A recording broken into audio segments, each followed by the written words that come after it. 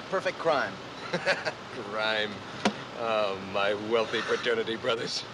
$67. And a second-hand typewriter. I told you to leave it alone. No, you were so scared you froze to it. It was the first time, Artie. The next time it'll be all right. If there is a next time. When we made the deal, you said you could take orders. You said you wanted me to command you. I do. As long as you keep your part of the agreement.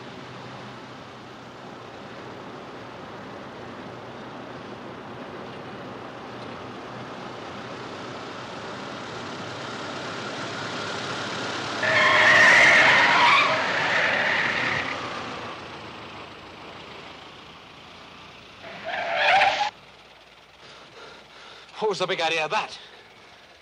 There was a man in the road. You didn't even see him. Yes, I did. Take it easy, Artie. You'll get us stuck. Hey! All right. Come back here. You drive. Come back here. I want to talk to you. You trying to kill somebody? He's drunk. We better get out of here.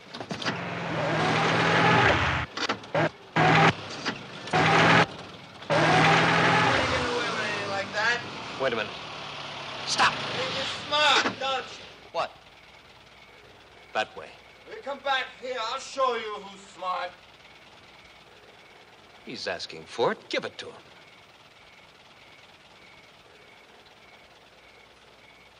That's an order, Judd.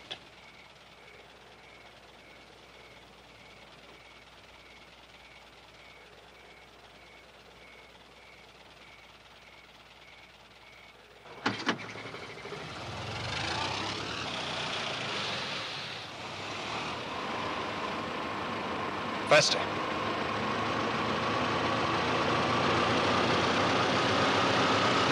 Hit him! Hit him!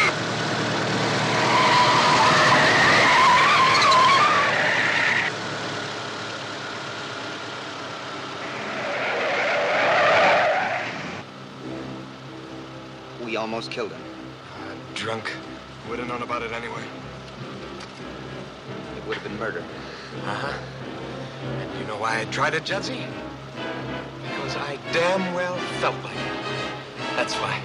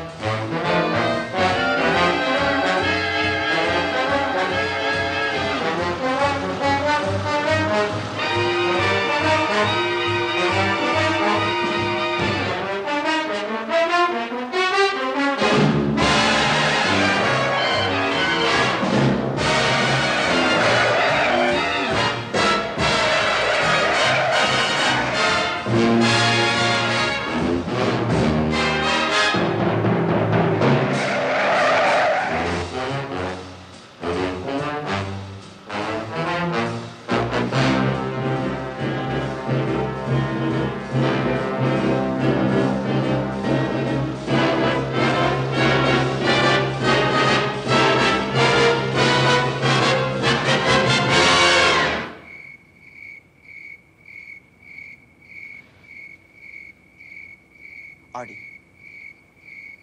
Artie, we're home. Artie. Bam!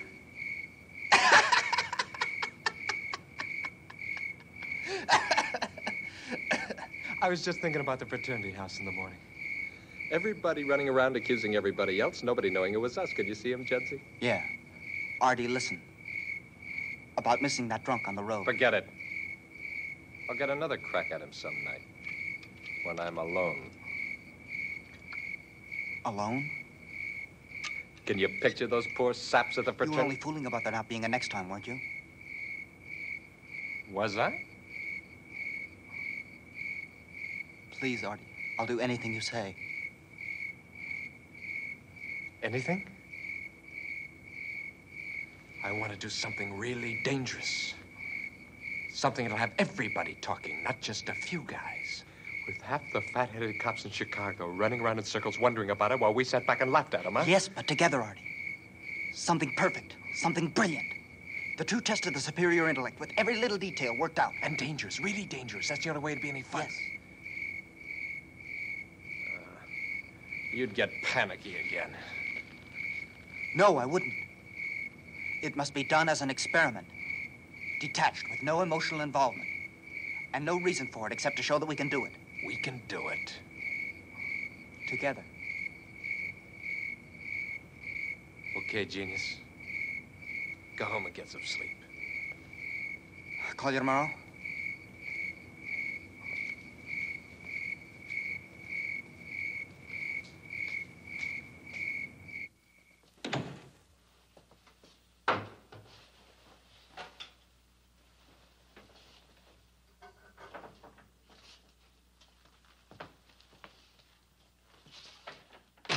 Judd?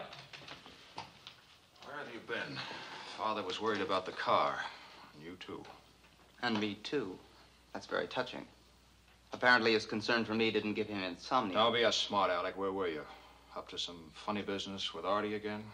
As if I didn't know. Then why bother to ask? Wait a minute. I want to talk to you.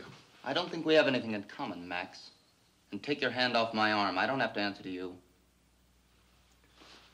Or anybody else, eh, kid? Outside of Artie and your birds, you don't give a damn about anything else in the world, do you? Does my interest in ornithology annoy you that Don't much? be a fool. I'm delighted with your success. It just irritates me to see anyone as brilliant as you make a jackass out of yourself over someone like Artie Straus. I see. For your information, my dear brother Max, Artie Straus happens to have one of the most brilliant minds I've ever had. I know occasion all to about encounter. Artie Straus and his mind. Now, I've no doubt you both have twice the brains that I have. I'd just like to see you use them for once on something besides cheating old ladies at bridge and giggling and scheming in your room all afternoon. Don't you ever go to a baseball game or chase girls or anything? When I was your age, I was always out I'm looking. sure you had some fascinating experiences, Max. But some other time. I don't expect any consideration for myself. But Artie happens to be a gentleman. Something I doubt you'd understand. Oh, I understand, all right. Would you like me to tell you something else about him? I think he's a dirty, evil-minded... You keep your filthy mouth shut! I don't have to listen to your insinuations. Shut up, you wake up the whole house. I don't All care. right, cool down. I know that Artie's your friend, but I'm older than you, and I know what kind of trouble you can get into. I'm worried about you, Judd. Will you listen to me? Judd, listen.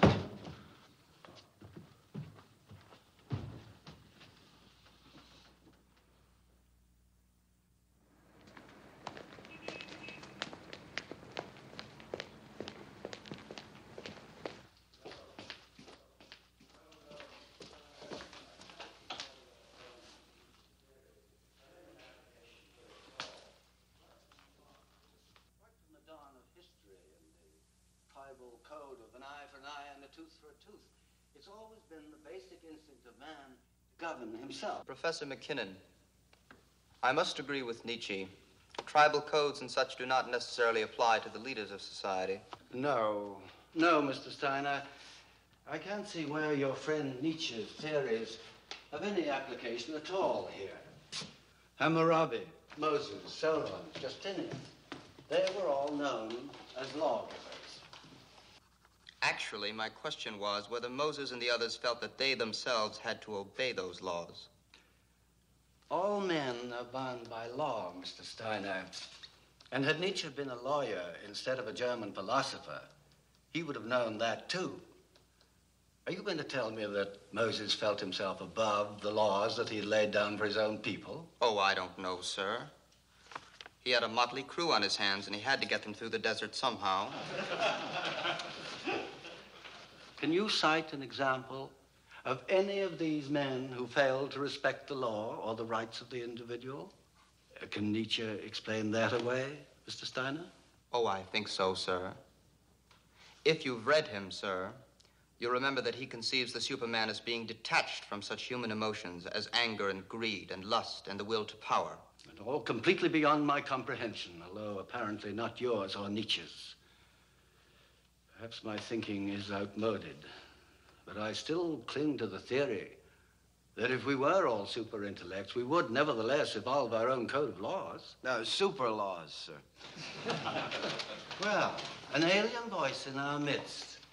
And since I haven't heard it before, Mr. Brooks, I am forced to assume that you were not with us earlier in the period. Well, that's just an assumption, sir. It can't be admitted as evidence. Oh, very good, Mr. Brooks. You surprise me. But just for once, I shall take a leaf from Nietzsche's book, place myself above the law, and grade you accordingly. That will be all.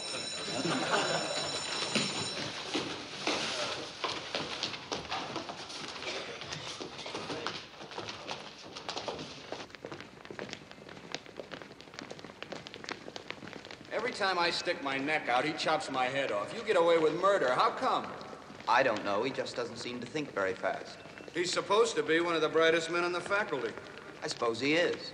About this Nietzsche stuff, do you really think there are super intellects? Yes, as a matter of fact, I do. So then, just Artie? swing into the alley, bam, this torpedo cuts loose with a 38. Past my ear. Oh, come on, Artie. Cut You it think out. I'm kidding? All right, what do you think that is, huh? Well, it looks like a moth hole. Oh, no, Sid. He got that running whiskey in from Canada, just for the fun of it. Yeah, sure. Just for the You don't fun believe of it, huh? All right, I tell you what we'll do. We'll all go down there tomorrow night, the whole bunch of us, okay? The Four Deuces. Judd, you know the place, don't you? We're almost late now, Artie. All right, now, wait a minute. I gotta get this set.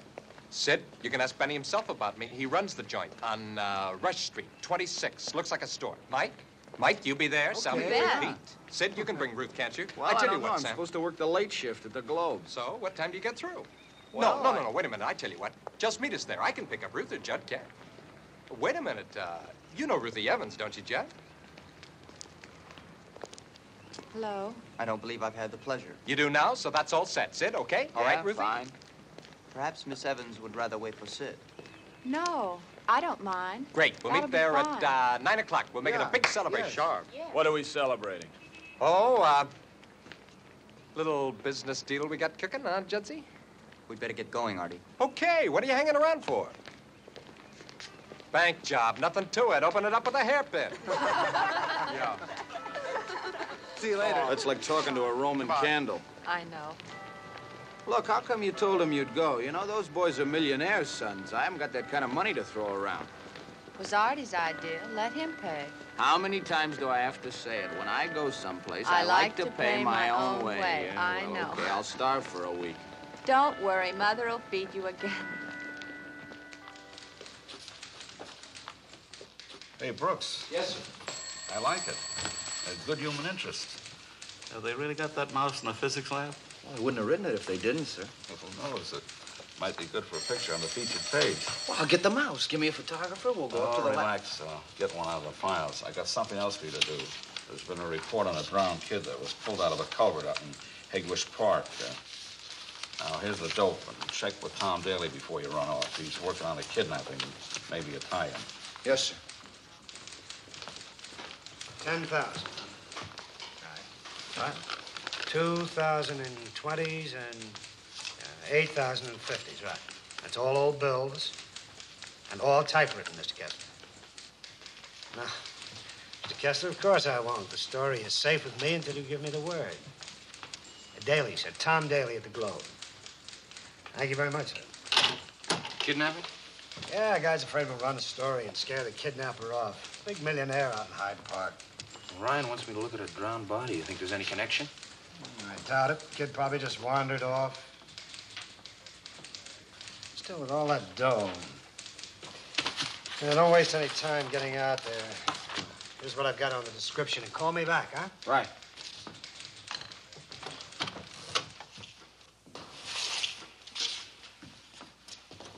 They brought him in around 8 this morning. Drowned, they said. Wait till the coroner sees that report. Why do you say that? This kid wasn't drowned. All them cops wanted to do was dump him on us. Show you something. Oh, kid's glasses. And you see this here? Them lumps under the hair? This kid was slugged. See how stiff this is? Dried blood. What's the matter? Nothing. Glasses. Oh.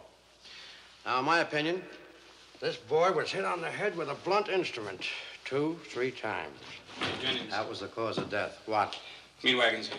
Okay, coming. Look, have you got a phone I could use? Right there. Leave a nickel on the desk.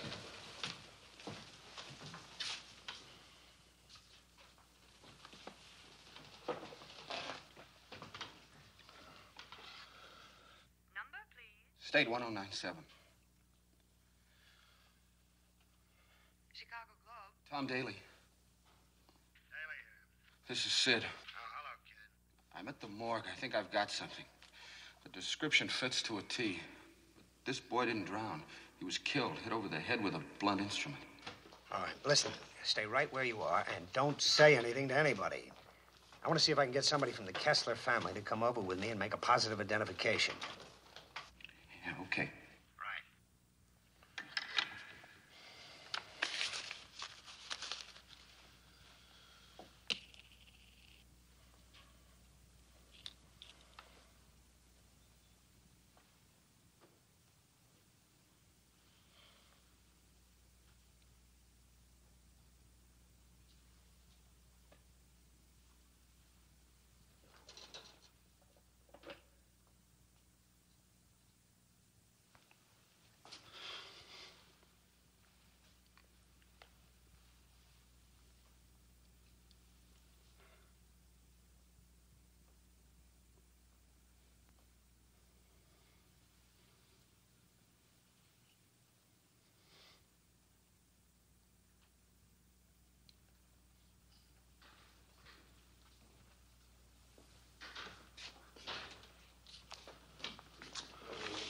Just one more question, sir. Did Paulie wear glasses? Glasses? No. Mr. Kessler? You're Mr. Kessler, aren't you? I'm Jonas Kessler, the boy's uncle. And there's no question it is your nephew, sir? No, there's no question. Just a minute, I'd like to get an interview with What's that about glasses? Well, they must have been beside the body when they found it. But they weren't the boys. I tried them on him. They didn't fit. Where are they now? I shoved them way down under the sheet. Nobody will notice. Do you think whoever did it could have dropped them there? I don't know, but if nobody notices them for a little while, we got a clean beat for the morning edition, and you got a bonus. Come on. Excuse me, Hi. Can we see the body? Okay, sure.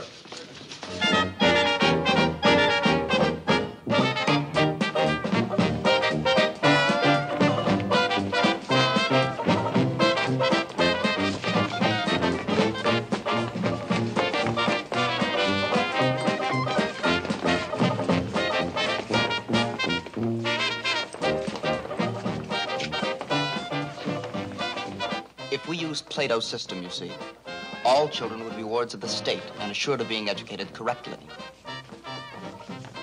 Wouldn't that be terribly sad and impersonal? Children do have feelings and emotions, don't they? Of course they do. But for whom? Why should it be their parents? They didn't choose them. I certainly didn't choose mine. It's pure biological accident. You feel that way about your own mother and father? I have very little in common with my father. Or my mother. My mother died when I was 8 years old. Oh, I'm so sorry. Judd, Must have hey, made a great Bruce, deal. you gotta hear this. Old Sid's the biggest man in town. Hey, Sally, Sam, take a seat, will you? Hey, come on, just sit down. Hey, how are you, boy? Sit down and have some drink. We gotta celebrate. Where's the band? What are we gonna celebrate? No.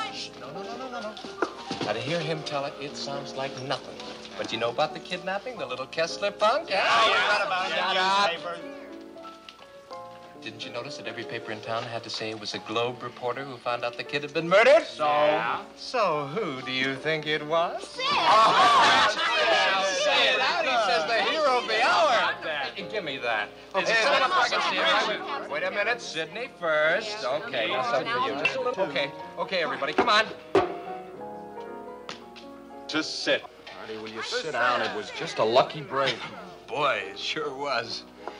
You know, if he hadn't identified the body when he did, the Kesslers would have paid the ransom. How about that? Great. Well, what about the paper? Did they give you a bonus? Yes, but not for that exactly. You mean there's more? Oh, there's more. Listen, he didn't tell it all. Oh, sure. Just tell us, huh? Well, it'll be in the early morning editions. Just another lucky break. About the glasses. Glasses? What do you mean? What kind of glasses? Eyeglasses, you know. The police thought they belonged to the boy, but they looked pretty big to me, so when nobody was around, I tried them on the body. Oh, Well, I had to. Anyway, they didn't fit, so they couldn't have been his. I didn't say anything to anybody. You mean they could have belonged to the murderer? Well, the police seem to think it's possible. It's not a very logical conclusion. Anyone could have dropped them. But anybody didn't. They must belong to the murderer. Oh, Artie. I'm bleeding. What set you off?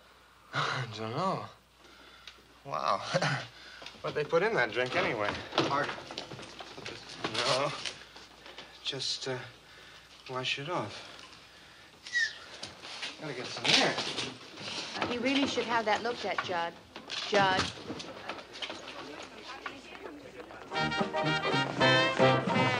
Well, at least he didn't propose another toast.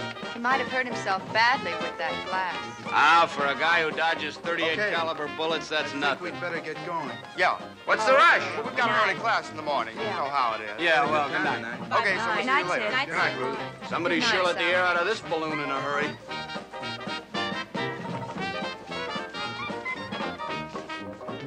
The check. Yeah, the check. $23.80. You wouldn't rush off and forget it, would you? This party was on Artie. Which one was he, Miss the wacky one? There goes the bonus. Thanks, I'll bring you the change.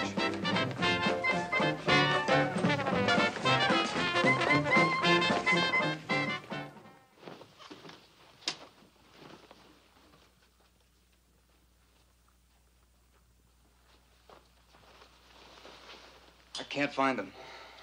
They've got to be here somewhere. I couldn't have left them out there. Of course not. The last time I wore them, I was studying. In that tweed jacket. Yeah, the same one he had on yesterday. The same one he tossed on the ground when he got that brilliant idea about hiding the body. He left him there like a calling card, didn't he, Teddy? Huh? I didn't drop them. You picked my coat up. You grabbed it up by the tail and tossed it to me. That's when they fell out. I agree it was inexcusable to have them in my pocket, but I didn't drop them. Isn't that lovely? He agrees it was all our fault. We said dump the body in the lake, but no, he had a stroke of genius. Shove the kid in the culvert, he said. Nobody will ever find him there. No, not in a million years, he said. Artie, will you please stop that? Shut up, we're not talking to you. The first guy by on his way to work pulled him out of that stinking culvert. So why do you suppose he picked the culvert, Teddy? Huh? What? Because he was scared and it was the first place handy? Yeah, I think you're right. And you know what else I think? I think he never wanted to go through with it anyway. That's not true, and you know it, Artie. We agreed it was the true test of the superior intellect. Superior intellect? What do you think of that, Teddy? You and I work out this perfect, beautiful crime. And then the superior intellect tries to see how many ways he can... Shh. I heard some loud voices. Well, what are you doing with all this stuff? I was looking for something. At 2 o'clock in the morning? What were you looking for? I don't I'm think that's terribly any sorry of we your business. disturbed you, Max, but Judd was looking for a corkscrew I loaned him. But he was just going to drive me home anyway, weren't you, Judd? Drive you? It's 2 blocks. But the neighborhood's swarming with kidnappers and degenerates. Max, you wouldn't want to be responsible for anything happening to me, would you? Or would you? What's that for? Protection? Teddy? I always take him along. He's indispensable. Cute? Well, girls always get a big kick out of him anyway. Coming, Judd? I'll be back in 5 minutes. Or what?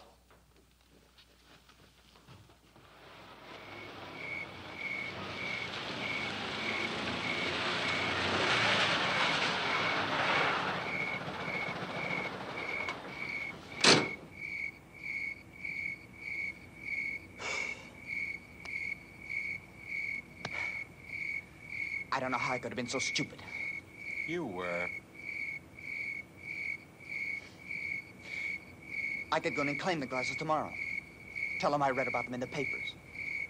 Mm-hmm. Did you go out to the park a lot? With my students, sure. I don't have to know when I dropped them. Ah, you'd butch it up. As I say, Sergeant, I take my birding classes to the park very often. And there's just a possibility that I might have Birding dropped classes, Steiner? Hey, what are you, some kind of nut or something? I happen to be an ornithologist, Sergeant, with special permission from the Department of Parks to take my classes on field trips. Oh, I see. And, that's how you figure you lost the glasses, huh? It's possible. That, wouldn't have been, Wednesday afternoon, about Wednesday? 6 Oh, no, o'clock, would Sergeant. it? I remember it particularly, because it was just about that time that a friend of mine and I picked up a couple of girls on Lakeshore Drive. They said their names were May and Edna, but I... Betty and Edna, you idiots. No, Artie. We agreed on May and Edna. I know we did. And we picked them up on Lakeshore Drive, right by the aquarium. So what difference does it make? So pat, nobody'd believe it. When you start remembering details like that, they know it's an alibi. But it's all we've got. Suppose they pick me up and question me. You promised you'd stick by it. You swore you would. All right. I'll stick to it. For a week. 1 week and not a minute longer. After that, I'll make up my own alibi. Stop worrying. It's not that easy to trace an ordinary pair of glasses. But suppose they do. And suppose it is more than a week. So what? They're not my glasses.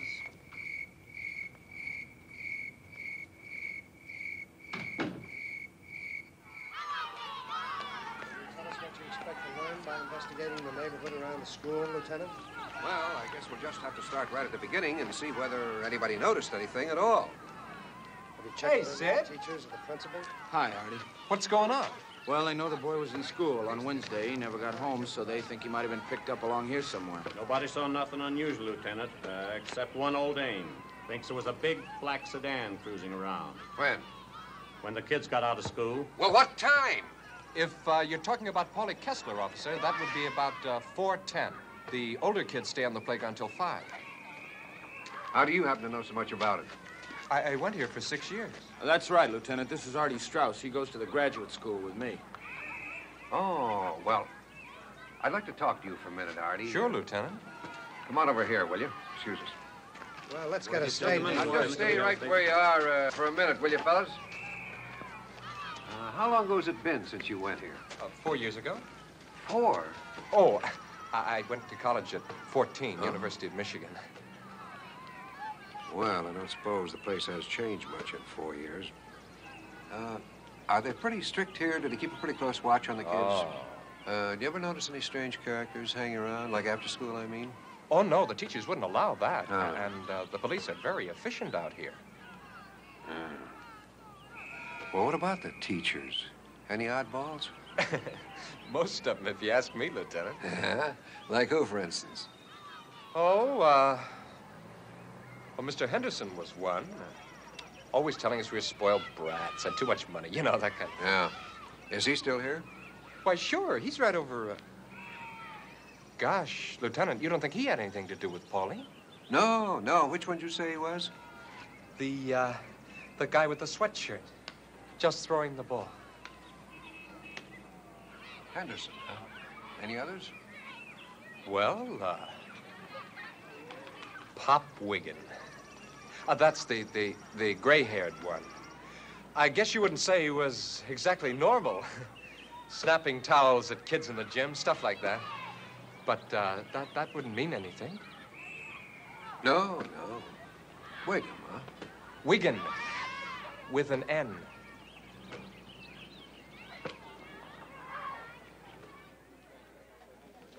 It's the place where I discovered the Kirtland warbler. I was the first person to find one in 60 years. Of course, it doesn't exactly compare with Red Grange running 97 yards for a touchdown. I think it does. I think it's fascinating. I'd love to go out there sometime. You would? Yes. Really? Yes, I would. I'm going out Thursday afternoon. If you'd like to come. I know how interested you are, but an inquest is strictly official business. Look, why don't you talk to your friend, Lieutenant Johnson? Maybe he'll get you in. Great, I never thought of it. Hi, Ruthie. I'll see if I can find him. I'm busy. I guess I'd better run along. You'll never catch up with that skyrocket. It's not that. I have some studying to do. You have time. Please stay. Sure. Stick around. Sorry, I have to go. I do hope you'll be able to make it Thursday. I know I'm late. I got tied up at the Globe. Sid, you could have at least been polite to him. First Artie brushes him off, and then you treat him as if he's some piece of the furniture. Okay, honey, I'm sorry. Now, what's this about Judd and Thursday? He wants to take me out to Hegwish Park.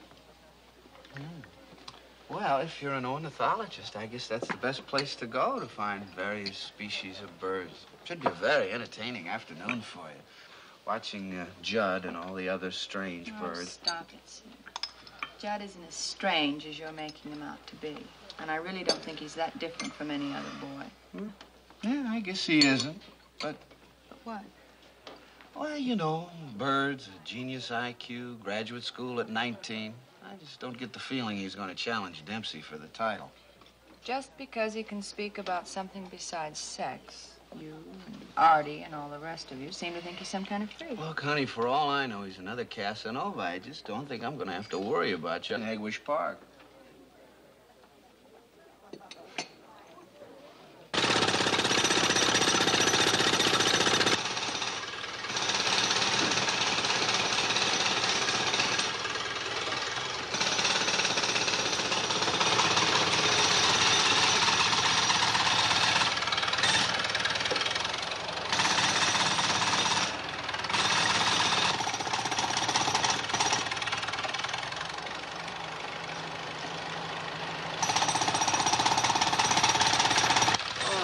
Break it up here. Come on, keep these folks up on the sidewalk, will you, officer? Come on, let's break it up here. Come on, up there, please. You too, Miss. Oh, hello, Artie.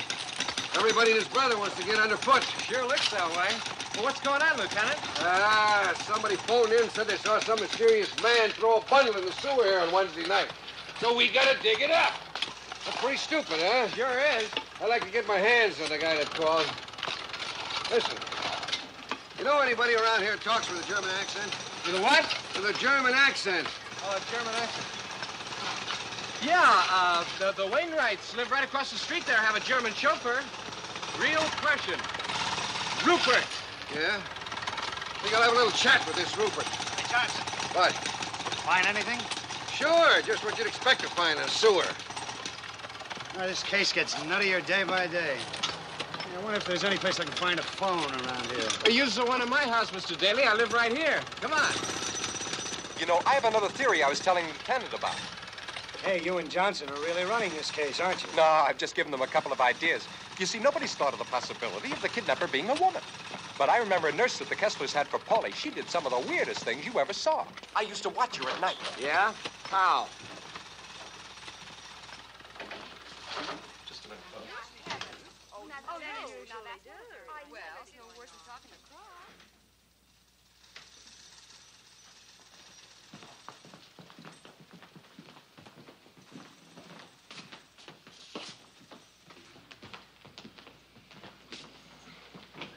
Bunch of old biddies playing cards. If they knew you were reporters, they'd be all over you. Phone's right over there, Mr. Daly. Oh, thanks. Would you like a drink? Why not? Yeah. Sid, come here. State 1097. Okay, hold it. Now, watch this. Hey, all pre-war, too. What would you like to drink, Mr. Daly? If it's pre-war, I wouldn't know the difference. Give me Ryan. See, is Scotch all right, Sid? It's 12 years old. Great. What do you think about that nursemaid, Sid? I think she'd sweat as much as the school teachers. Now, wait a minute. You surely don't think I told the lieutenant about them just to get them in trouble, do you? Well, they got into it just the same. You think the school will take them back? But, gee, I hadn't thought of that. But that was a terrible thing for me to do, wasn't it?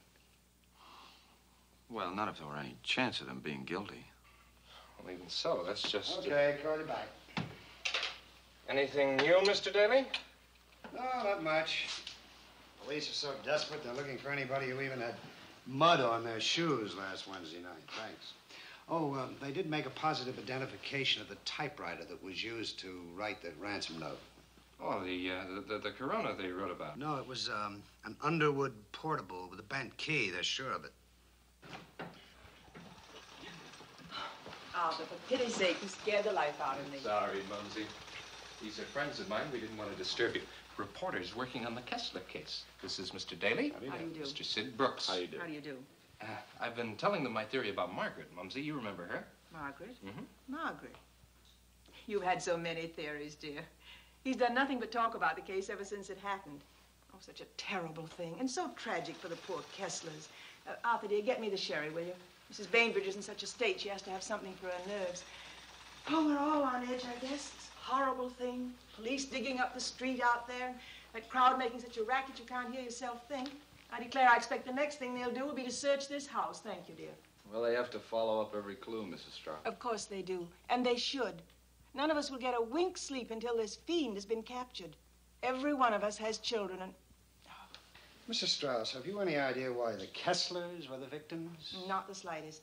And Paulie was such a handsome little boy. Yeah, but still, if you were looking for a kid to kidnap, Paulie's just the kind of cocky little punk you'd pick. Arthur, that's a terrible thing to say. But it's Simply the truth, awful. Mumsy. You said yourself he was a fresh little smart aleck who wanted I've to said spank. the same thing about every child in this neighborhood, including you, Arthur Straus.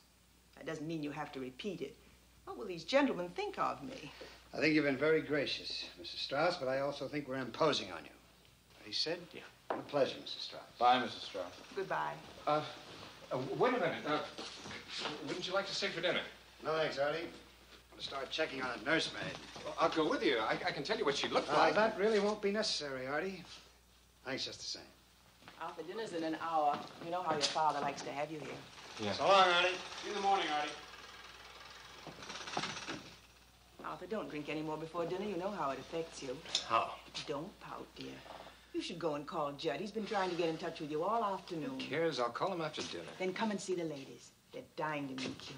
And they'd be fascinated to hear what you know about the case. Oh? Okay. Oh, that's my good boy.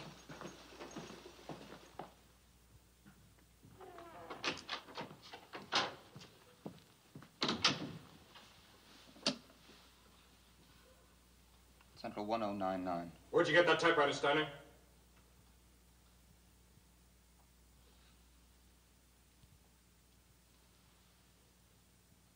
Why, I've had it for some time. Why do you ask? Not bad, Judson. Artie. Not bad at all. I was just trying to get you, you damn fool. Me? I don't keep an Underwood portable with a bent key. Didn't I tell you to get rid of that thing? Now they've made a positive identification of it. Suppose they suddenly decide to search all the houses in the neighborhood, huh? If you think it's that important, I'll get rid of It is? I'll find a place for it. And leave another pair of glasses? I've seen enough of your hiding places. This time I'll do it myself. Tomorrow afternoon, maybe. We could drive out by the, stockyards. Not tomorrow afternoon. Oh, you got another date? You ditching me for some girl? I haven't been able to find you for 3 days. I've been doing exactly what we said, watching the cops run around in circles. Who's the girl? Ruth? Good, Ruth. You gonna take a birding? Egwish? She said she was interested. Good idea. We'll have her out there all alone, huh? No witnesses? Yeah, you'll be perfectly safe. Girls never talk about it afterwards. She can scream her head off. Oh, what's the matter? Isn't that what you planned? No, it isn't. You're not falling for her, are you, Judd? Of course not. I just hadn't thought of that. But this is your chance. Now, look. We agreed to explore all the possibilities of human experience, didn't we? Unemotionally detached. Put together, Artie.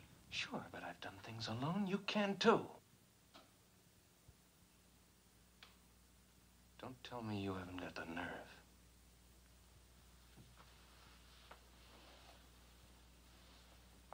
It's perfect. And the best part is that Ruth won't be suspecting a thing. What's the matter?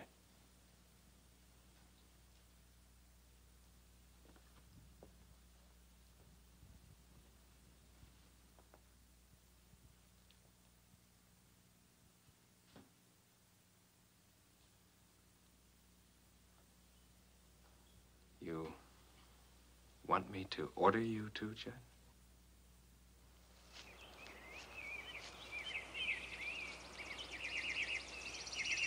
Right up in the top branch. I can't. Oh, wait, I saw something move. That's it. Here. Yes, there. Oh, it's beautiful. I'm so glad you brought me here, Judd. What is it, Judd?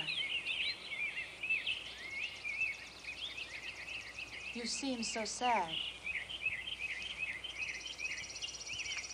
That's a sentimental term. There's no such thing as sadness. Only the reality of things happening. You don't really believe that, Judd. Over there, for instance. That's where they found the body of the Kessler boy. Is that sad? Yes, it is. Terribly sad.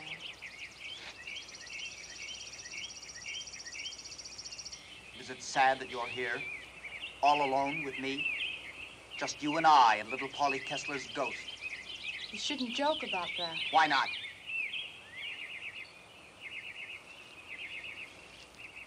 What's one life, more or less? There were 9 million people killed in the war. What does one little Chicago boy matter? Judd, you're not that cruel.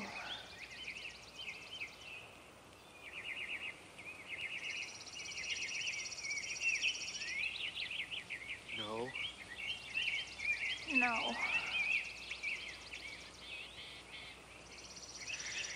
Murder's nothing. It's just a simple experience. Murder and rape. Do you know what beauty there is in evil? Is there? Yes. You tried to frighten me, Judd. If you were to move now. Why don't you run? Is that what you want me to do? Yes. Do you have to attack me, Judd? I don't have to do anything. If I attack you, it's because I choose. No! Ah!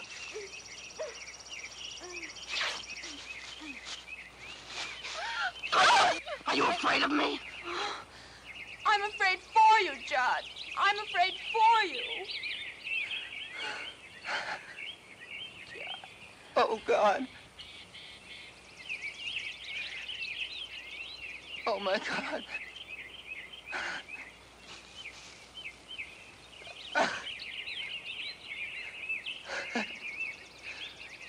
I'm so ashamed.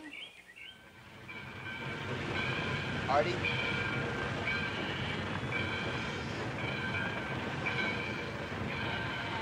What is it? A Judas scope. Didn't you ever see one? No, what does it do? Watch and you'll find out.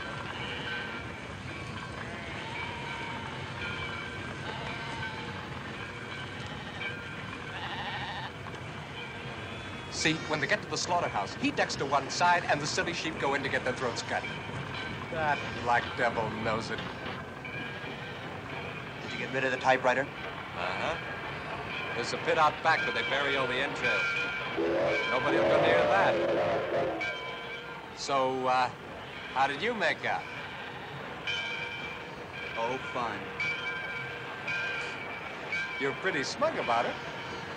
But if you did, how come you're not sweating? Like after Paulie. And after you found out about those stinking glasses. I just wasn't rational at the time. After thinking about it, I realized there was nothing really distinctive about them. There must be hundreds exactly like them right here. 4,200 to be exact. I asked Lieutenant Johnson.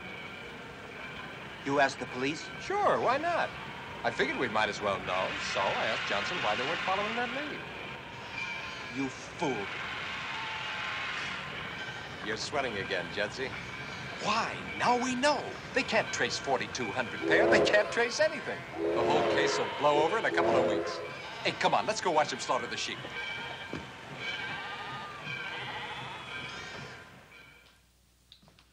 I looked all through my bedroom, gentlemen. I just don't understand it. I'm positive I had them last night. Have you seen those glasses of mine, Emma? The ones with the black rims on my desk, perhaps? I just cleaned your room this morning, Mr. Judd. They weren't there then. I don't think I could have lost them. They wouldn't be someplace else around the house. Well, I only use them for studying. What do you think? Boss is pretty definite about it. It's the state's attorney. He gave us orders. Mr. Horn, I'm a great admirer of his. I'm a law student, you know. He wanted to talk personally to anybody on the list who didn't have their glasses. I see. Then I expect you want to take me down to the Hall of Justice with you now. Not exactly. The Pennington Hotel, Mr. Horn's taking a suite there. Just to protect anyone he talks to. You know what the reporters would do with something like this? Of course. Very considerate. Shall we?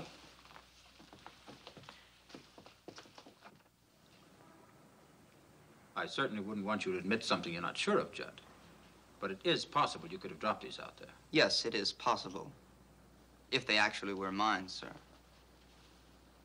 As I say, I very often carry them in the breast pocket of my jacket. This jacket, as a matter of fact. When I take my classes to Hegvig. And you were out there Tuesday, the day before the crime? Yes, sir. I should think you would have checked that first. There are 10 members in my class, all very reputable people, I assure you.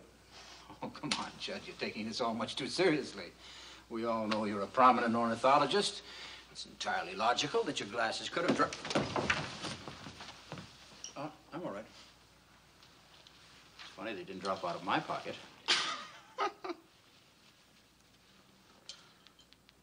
Oh, I'm sorry, sir. But it looked like you were acting that out for a jury. Forgot you were a law student, Judd. Yes, it was rather far-fetched. Do you suppose you could show us how these glasses might have fallen out of your pocket? Go right ahead.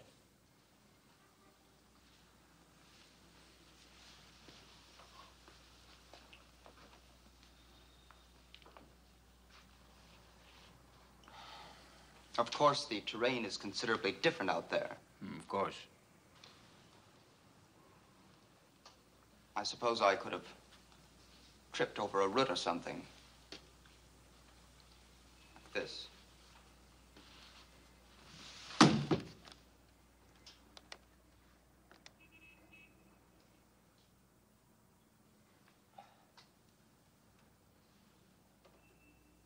They didn't fall out of my pocket either. No. May I see your coat a moment? Yes, certainly.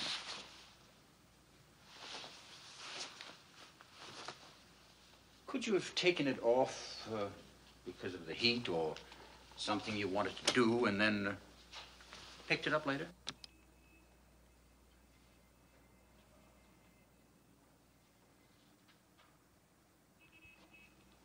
Yes, but I wouldn't pick my coat up that way. Why not? I'm very careful about my clothes. Unless you were in a hurry. Unless it was dark.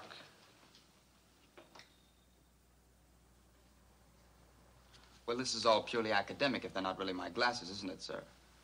I don't know, of course, but I would imagine there must be 1,000 pair of glasses like those right here in Chicago. The figure is about 4,000, Judd.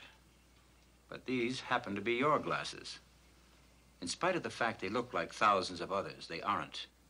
You see, a firm in Rochester developed this new hinge.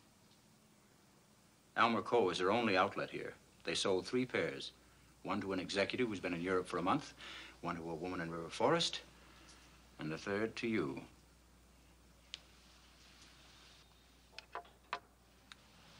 Interesting? Now, how would you like to tell us about Wednesday afternoon?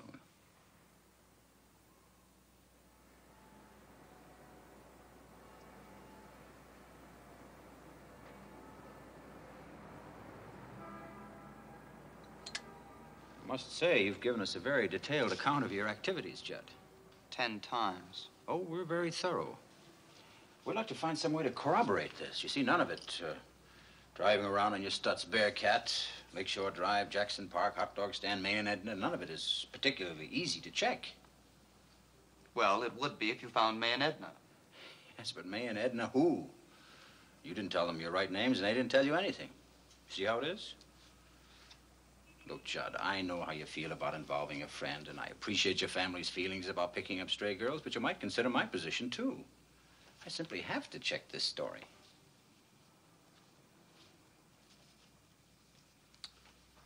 Look, Judd, I give you my word. I'll never say anything to either of your families if you tell me your friend's name. Then we can wash this all up and have you home in time for dinner.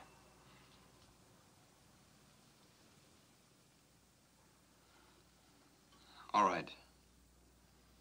I doubt that he'll ever speak to me again.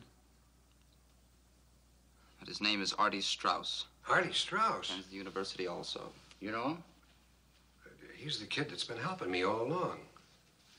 Very interesting. If you pick him up and bring him in, he may be able to help us some more.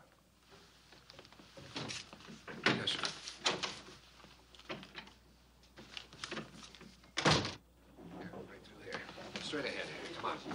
Open up. Hurry up. Come on, hurry up.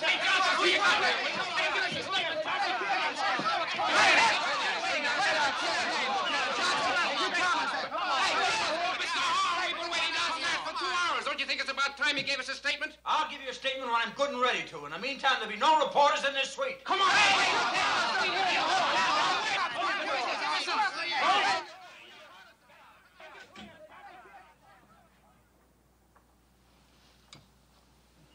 That's better.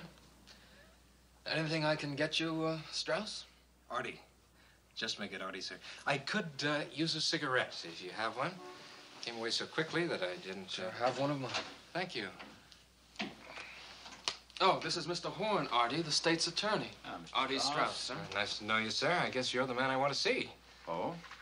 Well, you see, I don't know exactly why I'm here. But if we could make it as quick as possible. Oh, I think we can do that, Mr. Strauss. Artie, please, sir. You see, I answered the door when your men arrived, and since I didn't want to worry Mumsy, my mother, that is, I just came along. Oh, all right. Well, this won't take but a few minutes. Oh, fine. You see, dinner's at 8:30, and Dad likes me to be on time, particularly when we're having guests. Judge Conway, or Conroy, I think it is tonight. Well, that'll be Judge Conway of the Superior Court. In that case, we'll make it extra brief. Won't you sit down, Artie? Well, I'd prefer to stand if you don't mind, sir. The nervous type. But, please. Thank you. Well, I'll come right to the point, Artie. We're interested in a description of your movements in the afternoon and evening of Wednesday, the 17th. Last Wednesday. That's over a week ago, isn't it? Yes. Yeah, this is Thursday. Well, you see, it's pretty hard to remember that far back.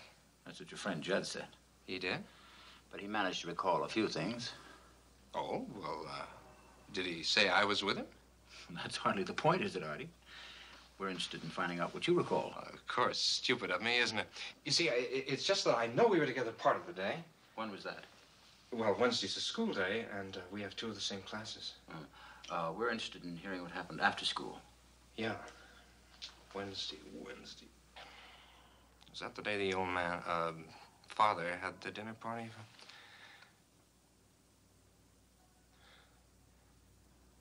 Wednesday was the night the little Kessler boy was kidnapped. Is that why you want to know? Then I better get it right. Wednesday. It may help if you recall being with Judd any afternoon and evening last week. Well, I know we went to the Edgewater Beach Monday. That was a party. And the Four Deuces Friday. No, Thursday. But Wednesday. I don't believe so. Oh, yeah. I remember. I went to the movies. Alone. And that's all you remember about Wednesday night? Just dropping into a movie alone. No friends, no girls? That's it, sir. I wish I could tell you something more helpful. Yeah. The commissioner just phoned. He wanted me to tell you that Judge Conway called him. For the family, sir. So? Well, nothing. He just wanted me to tell you. All right. You told me. Yes, sir. Oh, Johnson. Yeah. What about that other matter? Oh, May and Edna? Yeah, the two dames. Well, we're still working on that, sir. Did he say something about two girls named May and Edna? Oh, I don't know if that's their names. Two girls we interviewed as secretaries. That's not true, Mr. Horn. Judd's broken his word of honor to me. He promised he'd never tell it to anybody. Why, Artie? Well, because that's where we were Wednesday night. Out with a couple of chippies we picked up on Lakeshore Drive. He knows what'll happen if my family finds out. Well, what else did he tell you that we... Artie, have you been lying? Don't you know this is a murder case? Do you realize what the consequences could be? Can't be as bad as what my old man will do. He'll skin me alive if he finds out I was out with a couple of tramps. He doesn't need to find out. Do you want to tell us about it now? Didn't that blabbermouth tell you enough? We'd like to hear it from you. All right. Well, look, it wasn't so much anyway. We were just out cruising in Judd's Stutz, and we saw these two tramps, May and Edna. They said their names were. A couple of crows. Anyway, I wound up with Edna, and Judd was left with... Yeah. Follow him on what? Roller skates? They just went down the freight elevator and took off. Yeah, well, Johnson says that Horn took him to dinner. Maybe he did. I got the kid making the rounds of all the restaurants in the neighborhood. Yeah, well, the feeling is that there's nothing much to it, particularly since they were taken out to dinner. Yeah. No, that's right. I'll let you know. Here we are, Mr. Judd. Will this be satisfactory? Excellent, mon père, merci. Et monsieur, votre père, il se porte bien, j'espère? Und wie ist der liebe Frau mit Kindern? Danke. Wie immer sind Sie alle wohlauf. Préparez-nous son bon dîner, s'il vous plaît, et servez-le aussitôt que possible. Mais bien sûr, je m'en charge. Comptez sur moi. Merci. I told Robert about it for us, Mr. Horn. I assure you it will be excellent. How many languages do you speak, John? 14, including English and German, and Italian and French, Sanskrit, Russian, Latin, Greek. That's classical Greek, and modern Greek, Umbrian. I expect to brush up on some of them in Europe this summer. Europe? Yes, I plan to leave next week. Europe, Stutz, Bearcat, the best restaurants. You fellows really have a hard life, don't you? By the way, that Stutz is a two-seater, isn't it? I thought you'd be wise to that one, Mr. Horn. You see, in a two-seater, a girl has to sit in your lap. Oh, cozy. You boys really had us worried there for a while, especially you, Artie. I'm sorry, sir, but I didn't think Judd was going to back out of our agreement. If you'll excuse me, I think I'll wash up. I'll join you. Might as well go, too. Mr. Horn, it looks as if you're still not quite certain. Oh, don't be silly. Sit down, Davis.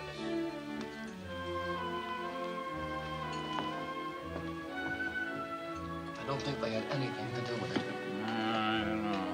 The stories tally, but what do you think, Whitey? These kids, a couple of powder puffs. They're too afraid of their fathers to do anything. And far too intelligent. If they'd have come up with the same stories right away, I might have thought something was fishy. But anyway, how long can you hold them? As the commissioner, Judge Conway, I know. the family. I wish I was as sure as you are, but these damn glasses keep bothering me.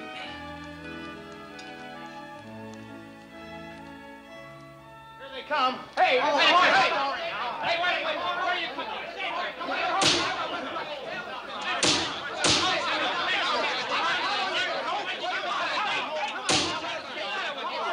Come on, give it to me.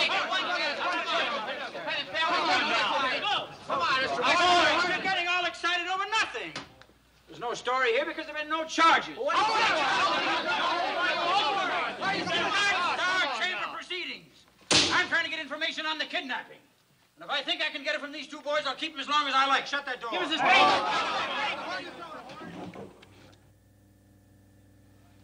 You know, they're right, Chief. We can't hold them much longer without a charge. I'm surprised the families haven't sent a lawyer down here before this to try. All right. I'll release them. I don't know why I've kept them as long as I have, except... No, never mind.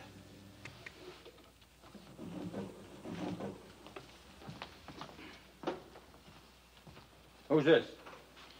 He's the Steiner chauffeur. Albert, sir. Mr. Steiner sent me. I brought pajamas and a few toilet articles for Mr. Judd in case you kept him overnight. That's subtle.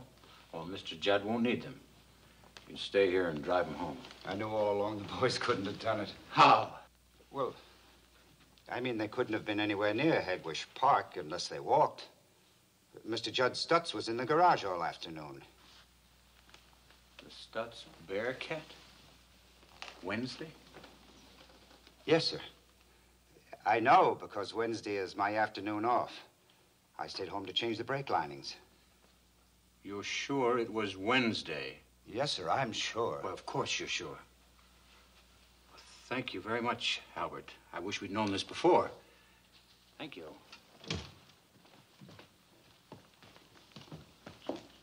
So they were cruising around in the Stutz Bearcat Wednesday. Were they picking up girls? Well, the little devils, they almost had us believing him. That still doesn't prove It proves they lied, and this time I'm going to get the truth. Which one will we hit with it first? Well, it's Judd's car.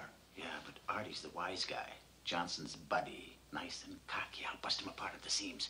You go in there and keep Judd happy.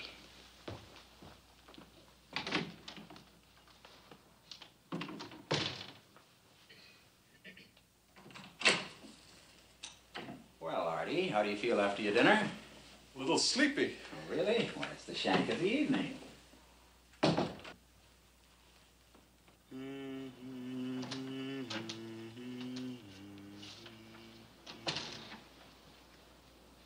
Well,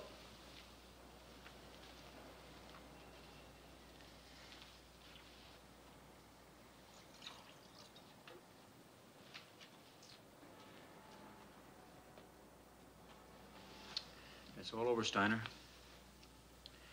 Your partner's confessed everything. Oh, come now, Mr. Horn. Isn't this the sort of thing they do in detective stories? You can hardly expect me to be taken in by that, even if there was something to confess. Yes, I guess it was rather stupid of me at that. You might also have taken into consideration that aside from the fact that he's my best friend, Artie is far too intelligent to... To be trapped by us poor specimens? I suppose so. But Artie was such a good friend of a young man who helped him write a ransom note on a stolen typewriter and who rented a black sedan from the Collins Drive Yourself agency on May 16th that I thought it might joggle your memory. Do you take me for an idiot? Let's see, what did he say about that car? Oh, yes. I drove it. Judd Steiner was sitting in the back seat with Paulie Kessler. I don't know how it happened, but Paulie started to struggle. Judd told him to be quiet, and then he hit him. He hit him very hard. Oh, that weakling. That child. That inferior weakling. Where is he? Hold it! If he said that, he's lying. It's a cheap, cowardly lie. Mr. Straus didn't drive the car, I did. And I didn't kill Paulie, Mr. Straus did. He's lying. He's lying. There's only one man for this case. He's the best lawyer in the country, and he's here in Chicago. That atheist, I won't have him. He's a skeptic who makes a mockery of religion. And the best trial lawyer in the country. A charlatan, a lying, drunken jury swayer. But a winner. And he's fought capital punishment all his life. I'm not even sure he'll take the case. If it's a question of money, we can... But the fee must be a consideration. I've known him 30 years. It never has been. Will you let me get him on the phone and see if I can persuade him? No. Judd is my son. No matter what he's done, it's my duty to speak for him.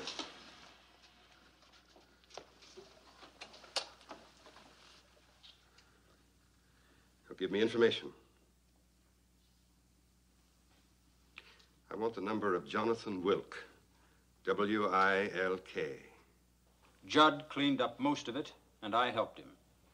When it was as clean as we could get it, we got in the car and drove for a while. Then we started back, and coming along Ellis Avenue, I threw the taped chisel into the bushes at the side of the road. Then Judd drove me home, and I went to bed. These are the facts to the best of my recollection. Signed, Artie Straus. Do you have anything to add to that? Artie. Judd. With the exception of saying that I killed Polly, Mr. Straus has done such a brilliant job, no one could think of adding anything to it. If Mr. Steiner hadn't involved me in that asinine alibi, there wouldn't have had to be a confession. And as far as killing the kid goes, I was sitting in the back seat where... I mean the front seat. The front seat Hey, or the Mr. back seat? All right, I meant the boys. I haven't finished. Have you both been treated fairly by me? Yes, sir. No violence? No intimidation? No. That's all? You'll have 5 minutes to question them. All right, now, was it the front seat or was it the back seat? I know. I meant to say the front seat. That's what I meant to say.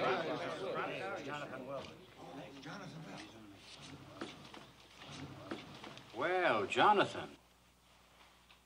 Harold. I suppose I should have realized you'd appear sooner or later. Would have been sooner. I hadn't gone first to city jail, which is where I normally expect to find my clients. I question them here in an effort to avoid publicity. Avoid publicity. Well, They had no congratulations. counsel at the time. Well, they've I got a know- counsel now, one with a writ for immediate delivery to city jail. I was about to do that before you came in. Take them down in the freight elevator and out through the back Oh, alley. wait a minute. You've had him for 12 hours. Please spare me 12 seconds. You are Artie? Yes. Judd? Yes, sir. Your folks have retained me as counsel for the defense. I've always admired you tremendously, Mr. You Wilk. can prove it, both of you, by saying absolutely nothing to anybody until I instruct you to the contrary.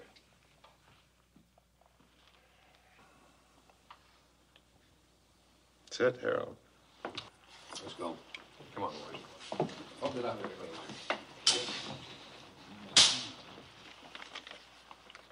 It's a little late to silence them now, isn't it?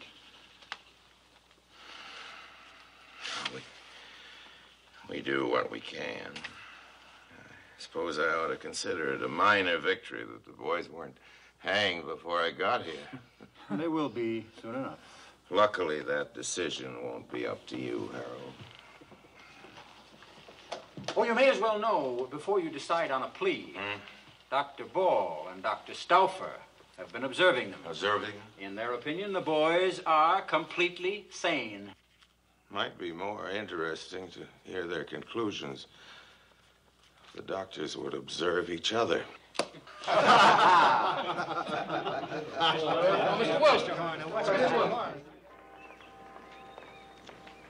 Sid.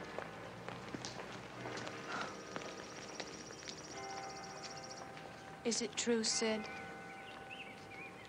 Yes, it is. Oh, I just can't believe it. Well, you can believe it, all right. And the confessions they signed will take them right to the gallows. Oh, my God. But look, Ruth, be sensible. I mean, they're murderers. How do you think the Kessler family feels? I know how they must feel, Sid. But I can't help feeling sorry for Judd and for Artie. Sorry for them, Ruth. They plotted a cold-blooded killing and went through with it like an experiment in chemistry. Sid, Judd isn't like that. Believe me, I know. How do you know? Will you just believe that I know? No, I won't just believe you. Something must have happened. Who did it? Well, did something happen?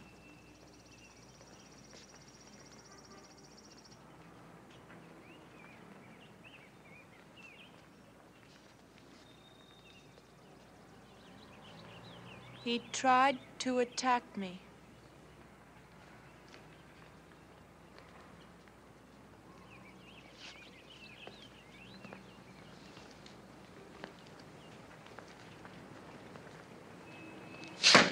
Dirty little degenerate. Please. It wasn't the way you think at all. He made an attempt at it. He couldn't go through with it, Sid. He was like a child, a sick, frightened child. I don't understand you, Ruth. He tries to rape you. And you defend him. I know. It's difficult to understand. But see, you weren't there. You didn't see him like I did, Sid. If you did, you'd have some compassion or sympathy for him. Believe me. Ruth, you sound as though you're sorry he didn't go through with it.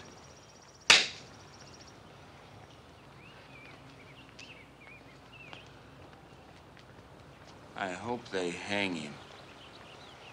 I hope he hangs till the rope rots.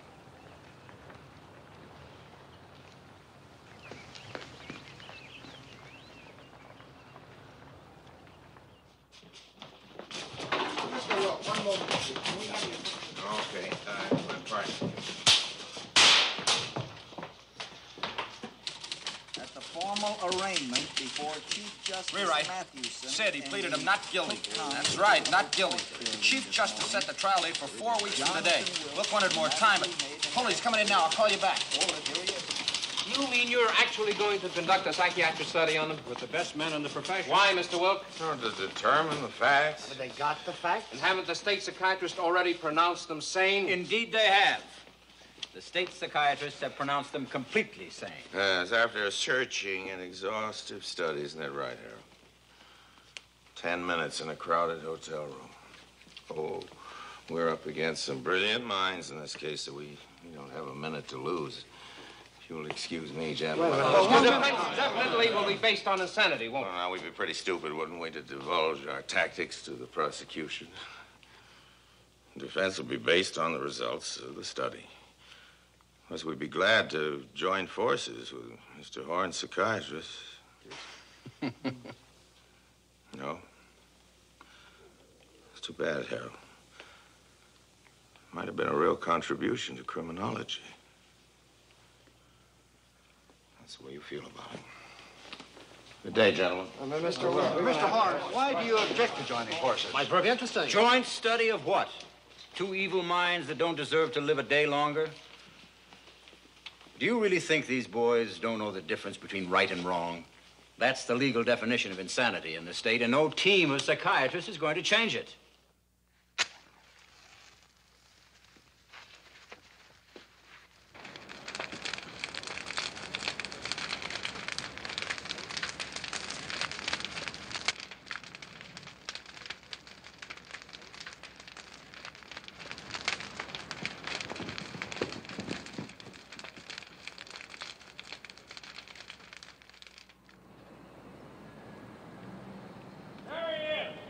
Good morning, sir. Morning. We're posting a couple of men here tonight, just in case the Fleischer decide. I'd prefer you didn't, Lieutenant. Well, they may come back again, sir. I don't think we ought to worry our heads over the kind of folks whose reaction to an emotional situation is to pull a sheet over their head. Any comments on this fiery cross business, Mr. Wilk? It's much too warm for an open fire. Are you worried about getting an impartial jury after this, Mr. Wilk? I've been worried about juries for more than 40 years. But, Mr. Wilk, with public Morning, feeling Max. the way it is, don't Yeah? you think this is a hopeless case, even for you? That's what I keep reading in your newspapers, but I'd rather leave the final decision to a judge, not your editors. Mr. Wilk, it's common knowledge you take more than half your cases without a fee. No offense, sir, but is it true you're getting $1 million for this one? It's been a matter of public record for 2 weeks now. The State Bar Association will determine the fee. Well, if the fee isn't that important, sir, why take the case? Well, I did give it some thought, but, you know, it occurred to me that to deny the rich the same right of defense as the poor might be to go along with the same kind of thinking that started that fire. Morning, gentlemen. Thank you. Morning. Thank you very much. Good morning. Thank you.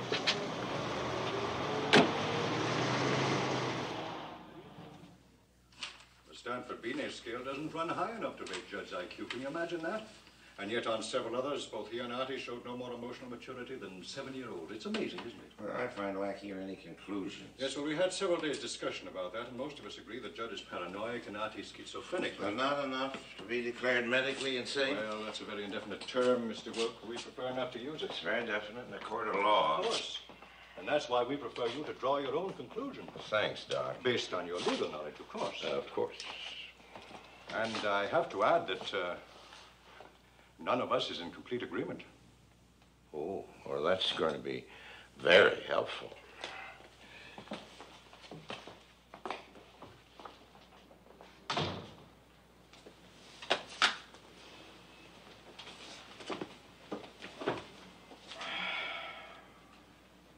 I see you have the finished report. Should be intensely interesting. These have been the most fascinating 4 weeks I've ever spent. Do you think that'll be a major contribution to criminology? I'd hardly say that, Judd. Why don't you tell him the truth? It all adds up to 6 feet of rope and a hangman. No, this report might be useful. They're betting 20 to 1 we hang. If it's the long shot you're looking for, I've got one just as good. You know that guard that brings us up here every day? He's got a sick wife, 5 kids, and a house they're going to throw him out of. I know, I talked to him. For $5,000, he could be looking the other way when we come past the admitting desk. 3 steps, we're outside. There's a car waiting with a motor running. And a mad dash to the Canadian border, Artie? Okay, so we do it your way and go to trial in the morning.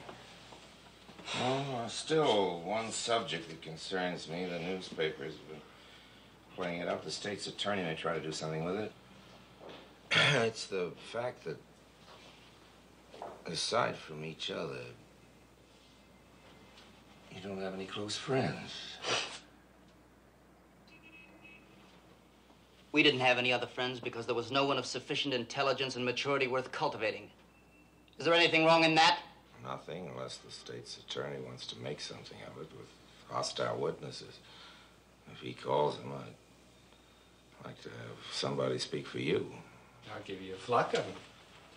I've got a little black book in my desk at home. If the cops haven't taken it, it's got the addresses of 40, 50 girls I've been out with in the last 2 years. Ask any one of them what she thinks of me. No, I haven't any little black book. No girls?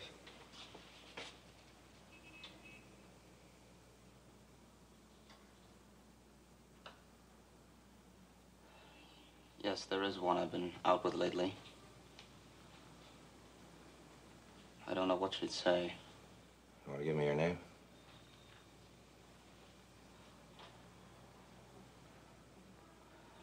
Ruth Evans. But I'd sooner you didn't call her, sir. I don't want her involved in this. I won't call her without your permission. That's it, boys.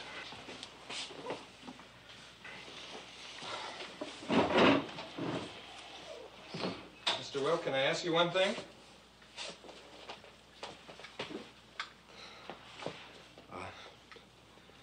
Will Mumsy be... my mother be there? And Dad?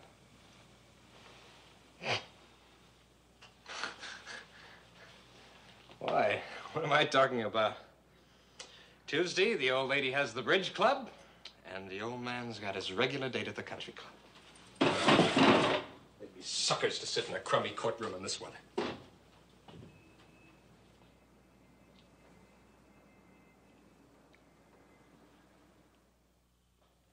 There is no other justice.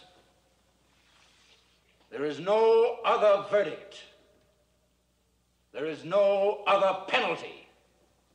Because never before in the history of this city has such a vile, cold, brutal, inexcusable, premeditated murder been committed. Gentlemen of the jury, my office, representing the outraged citizens of Cook County, dedicates itself to presenting the evidence in this case in such a manner that the perpetrators of this crime shall be convicted and hanged as swiftly as possible.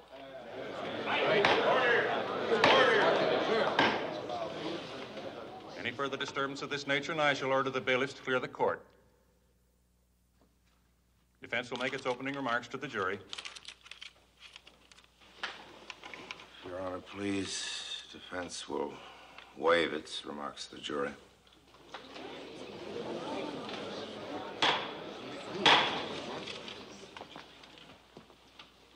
The court will approve the intent at this time to change the plea to guilty. What? We're changing the plea to guilty with mitigating circumstances. It took 6 days to impanel that jury. Don't worry, I'll have that jury back at the mitigating circumstances even sound like insanity. State's attorney will approach the bench, please.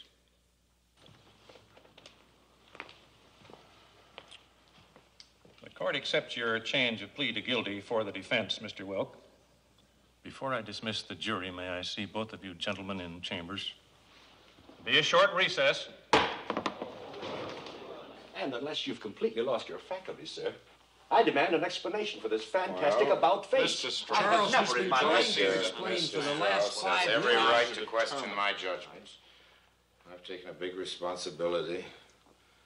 If I'm going to persuade anybody of the boy's emotional instability, it's going to be the judge alone. But we hired you on your reputation as a manipulator of jurors. Of course we did. That's your Sitting reputation. in that courtroom today, studying that jury, we wouldn't have had a chance with him. No, Mr. Wilk.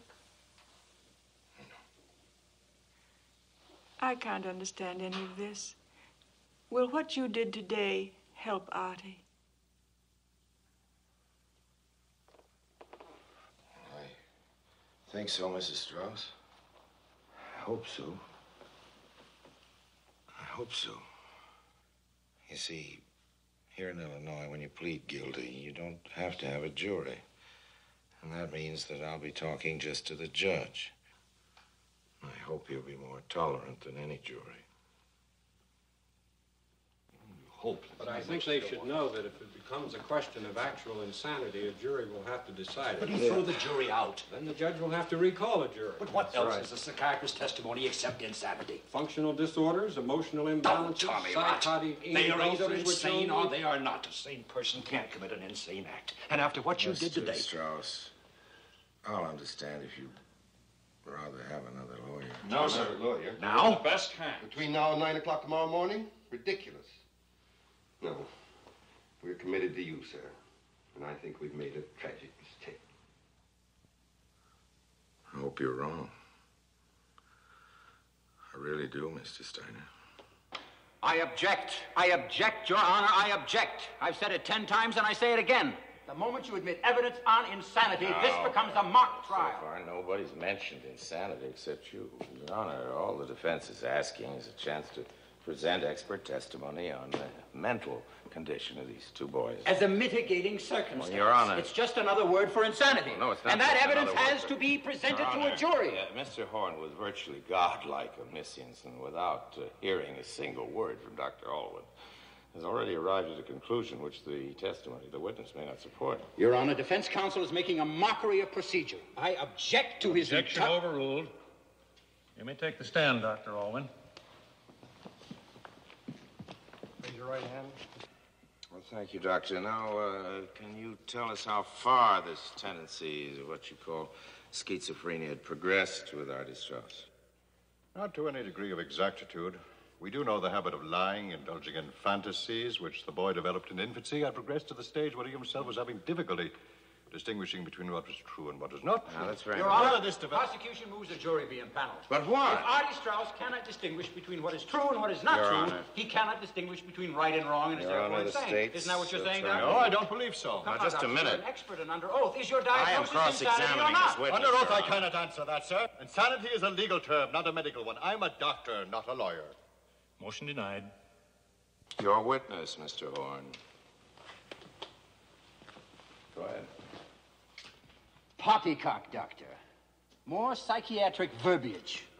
Call it paranoia, call it anything you like. What it all adds up to in Judd Steiner is a feeling that nobody liked him. And they had good reason not to. Paranoia encompasses a very positive feeling of being right, and a strong neurotic suspicion of being persecuted because of those feelings. Oh, it does, eh? Well, let me tell you something. For the past 10 days, in cross-examining you and your colleagues, I've had exactly those feelings. I know I'm right, and I have a distinct feeling of being persecuted by the defense. Do you think I should be committed? Your Honor, I submit that if the subject to be debated here is Mr. Horn's sanity, for once I agree with him, only a jury could determine that.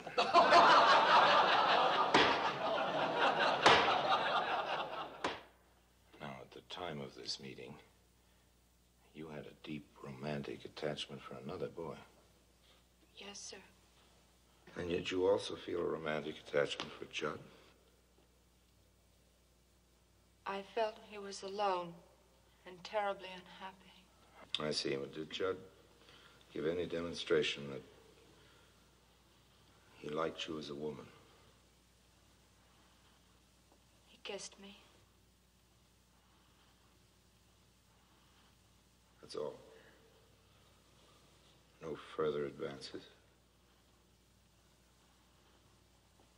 There were, but they stopped. Would you keep your voice up, Miss Evans? I couldn't hear you. But they stopped. I'm sorry, Miss Evans, but were they of such a nature as to make you determined never to see him again? No, they were not. You would have seen him again. Yes. Within a few hours after this, Judd was arrested. How did your feelings toward him change then? Of course. I realized that the unhappiness I sensed in him had caused him to commit a violent and insane crime. And with this knowledge, would you still see him again? Yes. I felt sorry for him then, and I feel sorry for him now.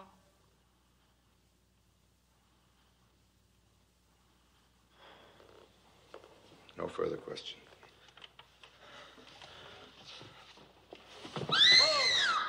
Stand back.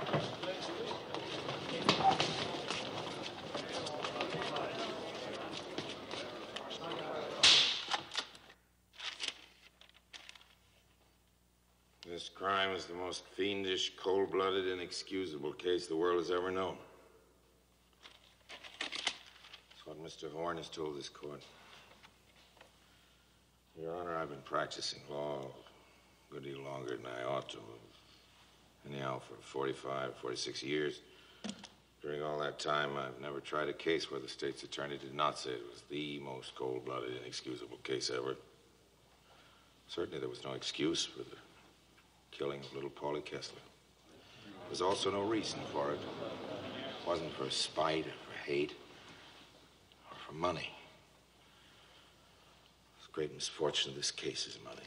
If Your Honor shall doom these boys to die, it'll be because their parents are rich. I hope I don't need to mention that I'll fight as hard for the poor as for the rich. If I'd come into this court alone, with two ordinary, obscure defendants who'd done what these boys have done, and hadn't been all this weirdness and notoriety and this sensational publicity, I'd said, Your Honor, I'm willing to enter a plea of guilty and let you sentence him to life imprisonment. Do you suppose the state's attorneys would raise their voices in protest?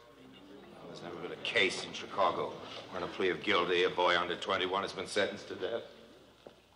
Not one. Yet for some reason, in the case of these immature boys of diseased minds, as plain as day, they say you can only get justice by shedding their last drop of blood. Isn't a lifetime behind prison bars enough for this mad act? And must this great public be regaled with the hanging? For the last 3 weeks, I've heard nothing but the cry of blood in this room. I've heard nothing from the offices of the state's attorney but ugly hatred. For God's sake, are we crazy?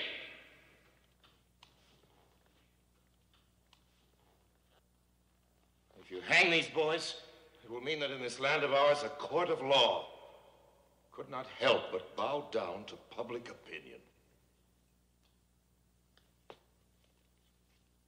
And as cruel a speech as he knew how to make, the state's attorney has told this court that we're pleading guilty because we're afraid to do anything else. Your Honor, that's true. So, of course, I'm afraid to submit this case to a jury where the responsibility must be divided by 12. No, Your Honor. If these boys must hang, you must do it. It must be your own deliberate, cool, premeditated act. The state's attorney has laughed at me for talking about children's fantasies, but what does he know about childhood? What do I know? Is there any one of us who hasn't been guilty of some kind of delinquency in his youth?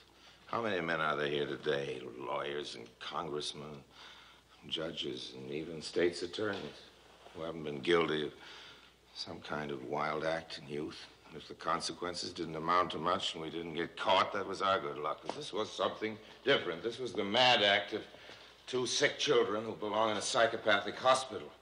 Do I need to argue it? Is there any man with a decent regard for human life and the slightest bit of heart who doesn't understand it? We're told it was a cold-blooded killing because they planned and schemed. Yes, but here are officers of the state who for months have planned and schemed and contrived to take these boys' lives. Talk about scheming. Your Honor, I've become obsessed with this deep feeling of hate and anger. I've been fighting it, battling with it till it's fairly driven me mad. What about this matter of crime and punishment anyway? Through the centuries, our laws have been modified. Till now, men look back with horror at the hangings and killings of the past. It's been proven that as the penalties are less barbarous, the crimes are less frequent. Do I need to argue with Your Honor that cruelty only breeds cruelty? That every religious leader who's held up as an example has taught us that if there's any way to kill evil, it's not by killing men. And if there's any way of destroying hatred and all that goes with it, it's not through evil and hatred and cruelty. It's through charity, love, understanding. This is a Christian community, so-called. Is there any doubt that these boys would be safe in the hands of the founder of the Christian religion? I think anyone who knows me knows how sorry I am for little Paulie Kessler, and knows that I'm not saying it simply to talk. Artie and Judd enticed him into a car, and when he struggled, they hit him over the head and killed him. They did that. They poured acid on him to destroy his identity and put the naked body in a ditch. And if killing these boys would bring him back to life, I'd say, let them go. And I think their parents would say so, too.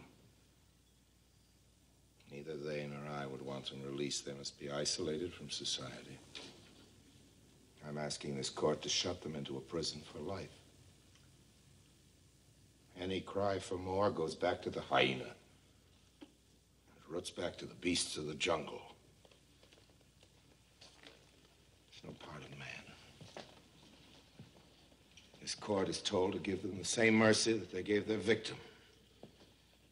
Your Honor, if our state is not kinder, more human, more considerate, more intelligent than the mad act of these 2 sick boys, then I'm sorry that I've lived so long. I know that any mother might be the mother of little Paulie Kessler who left home and went to school, never came back. I know that any mother might be the mother of Artie Straus, Judd Steiner. Maybe that in some ways these parents are more responsible than their children. I guess the truth is that all parents can be criticized. And these might have done better if they hadn't had so much money. I do not know. The state's attorney has pictured the putting of the poor little dead body in the ditch. But, Your Honor, I can only think now of taking these two boys, 18 and 19, penning them in a cell, checking off the days and hours and minutes until they're wakened in the gray of the morning and led to the scaffold. Their feet tied, black caps drawn over their heads, stood on a trap, the hangman pressing the spring.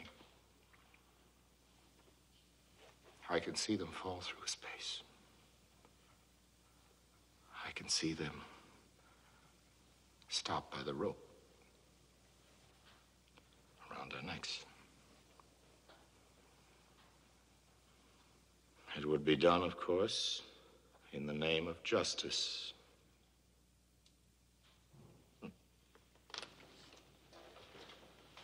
Justice. Who knows what it is?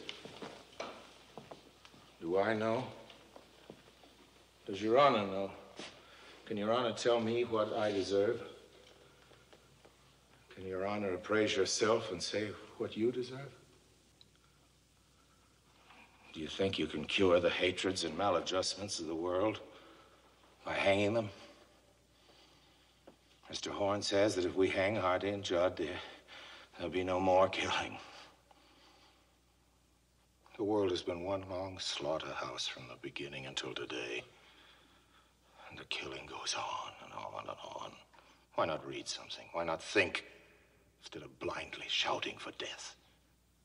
Kill. Because everybody's talking about the case. Because their parents have money.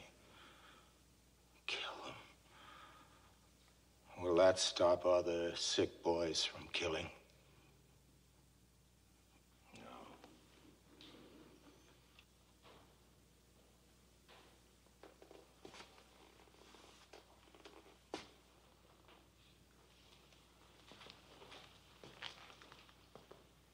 Taken the world a long, long time to get to even where it is today.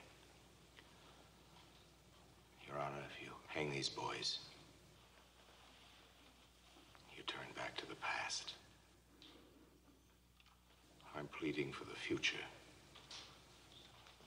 Not merely for these boys, but for all boys, for all the young. I'm pleading not for these two lives, but for life itself.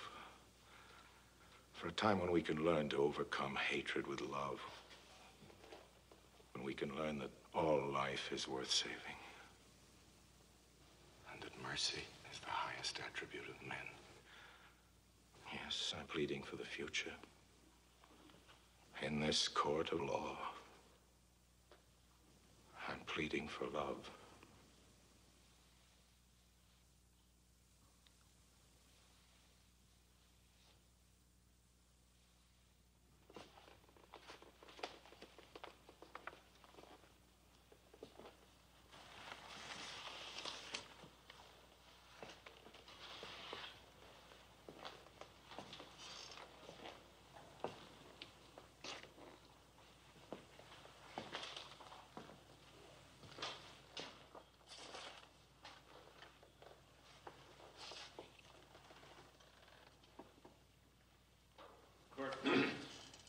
Court stands in recess until 10 o'clock tomorrow morning.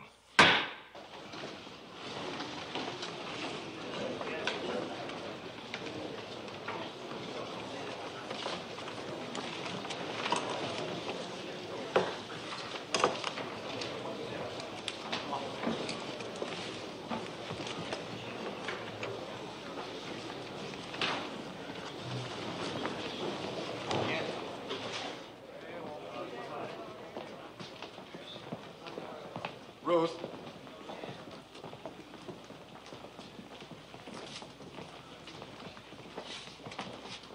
I don't know whether you'll believe me or not. I don't know why you should. After listening to Will, I'm glad you went on the stand. It took a lot of courage. Just wanted to tell you. Sid.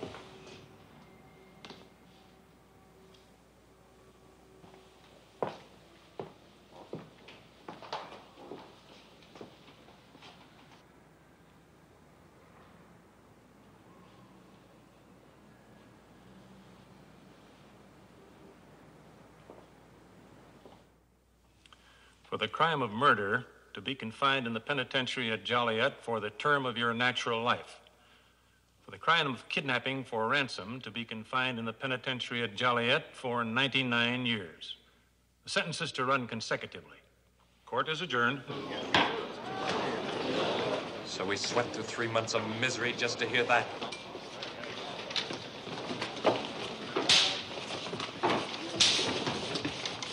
I wish they'd hung us right off the bat. Is that your only reaction, Artie? No remorse, no feeling of... Remorse? I wasn't expecting you to fall down on your knees and thank God for deliverance. God. That sounds rather strange coming from you, Mr. Wilk. A lifetime of doubt and questioning doesn't necessarily mean I've reached any final conclusions. Well, I have. And God has nothing to do with it. You sure, Judd? In those years to come, you might find yourself asking if it wasn't the hand of God dropped those glasses. And if he didn't, who did?